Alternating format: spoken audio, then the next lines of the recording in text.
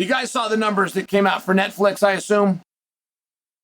Terence Crawford and Canelo, they believed, could be the biggest boxing fight of all time. Now, that's something that you don't know ahead of time. It has to be done because that just comes in by the numbers. Hey, we think this could be the biggest of all time. We're getting more attention. This is the fight. These are the resumes. It's the right time. Whatever that is that puts that concoction together. But you don't actually know until it's over. Then you look at the numbers. So when you have a publicly traded company like Netflix, for the first time ever, you can actually get those numbers. You guys do not have any idea boxing numbers. And don't go Google it and go, I know all about it. No, you don't. They're lies. They're all lies. The biggest boxing fight of all time is whoever lied and said they had the biggest fight of all time. You don't have any confirmation from any executive from a publicly traded company. You have a PR person working for Bob Arum, just for example, that puts out a lie.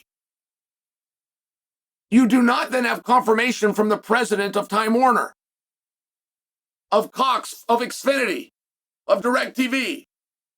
Nobody who is bound to the truth has ever told you or confirmed a number of pay-per-views for boxing. It's a lie.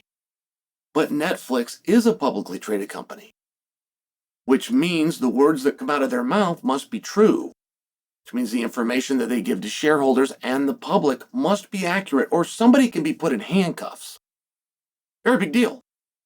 So Netflix, for the first time ever, gives us numbers that we can actually trust. But the model is completely different. How are you going to judge free TV versus pay-per-view? Just for example, because you're talking about ultimate eyeballs that are watching it. In theory, if somebody is buying it on pay-per-view, they don't buy it alone, they have some buddies come over. In theory, a person doesn't spend $70 to watch a show by themselves, but what is the number then? Is it 2 people? Is it 3 people? Is it 11 people? I mean, I'm just saying, like, do you see the problem with this? Do you see the problem with trying to guess? So at some point, somewhere, you have to actually quantify the number. All right. So Netflix comes out, and Netflix reveals that 41 million people watched Canelo and Crawford. But Netflix also revealed that 108 million, over double, almost triple, watched Jake Paul versus Mike Tyson. So here's where it starts to become interesting. Canelo and Crawford are going to fight for a universally accepted world championship. In theory, that is a bigger fight than 2 guys that are just going to box for money. In theory. So you pay them much more, and their purses were much more. Mike and Jake times 2. Mike and Jake combined times 2 did not equal the guarantee that Canelo got. Because in theory, he's going to do bigger business because he's a world champion. Now, I'm only sharing this with you because it's glaringly obvious that we are in the time of the business of boxing. And I think that's great. I think that's fun. I'm just sharing for you that we are in a very different time. And it's the reason that you're going to see Jake Paul versus Tank. And it's the reason that Mike and Floyd, and I'm not ready to tell you guys you're going to see Mike and Floyd, like something about that doesn't feel on. It doesn't feel like we've been given the truth yet, but we might have. And some level of that direction is certainly taking place. And if those fights can happen, if Jake and Tank can fight, if Jake and Mike can fight and make it work, and they proved that for sure they can make it work. In fact, they proved that they can greatly exceed world titles with the 2 greatest boxers possibly ever. Canelo and Crawford, possibly ever. Canelo, probably not. Crawford in the argument for the greatest to have ever done it, and he got crushed. Absolutely crushed by Jake Paul, who had only done it 8 times. That includes amateur fights. 8 times all in, Jake Paul has stepped into the squared circle with mittens on his dick beaters. And he crushed Canelo and Crawford. Now, I tell you that because the idea of Ilia versus Crawford is not dead. In fact, if I was to come to you, now I'm not saying to the average person, I'm not saying the man on the street, but I am saying to you, you're probably going to dismiss that. Oh, Ilia has no chance. Or I'm just not interested in that. I want to see actual boxers box. You're probably going to do that. But if I ask you just a very few follow-up questions, such as this one, who would you rather see Crawford fight? That's where you're stuck. You don't know of any boxers. You don't know for sure what weight class he's at. You don't know what we're fighting about. You don't know who's booked, who's not booked. I don't blame you for that. Just nobody knows boxing. That includes you, fight fans. If I asked you to name 3 people you want to see Terence Crawford fight, you wouldn't even faint. Some of you will faint, you'll play along, and you'll pull up a name, or maybe you watch the press conference on the undercard and you actually are ready to throw a name out there no matter how ridiculous. If I ask you to give me 3, you all just sit down.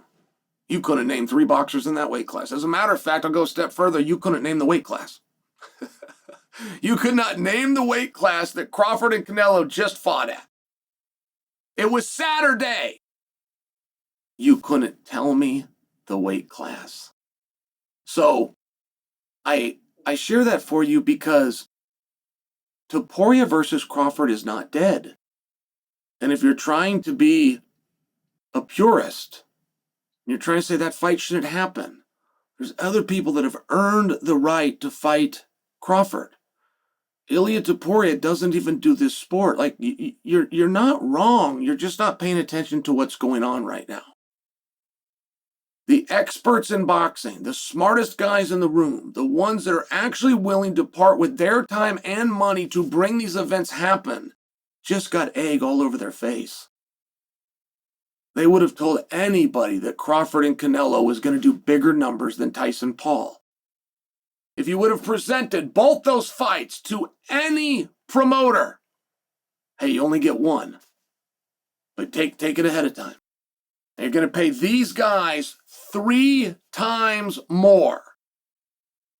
But do you feel from a business standpoint, even with paying these guys 3 times more, you can cover the spread? And 100% of them would have taken Crawford-Canelo.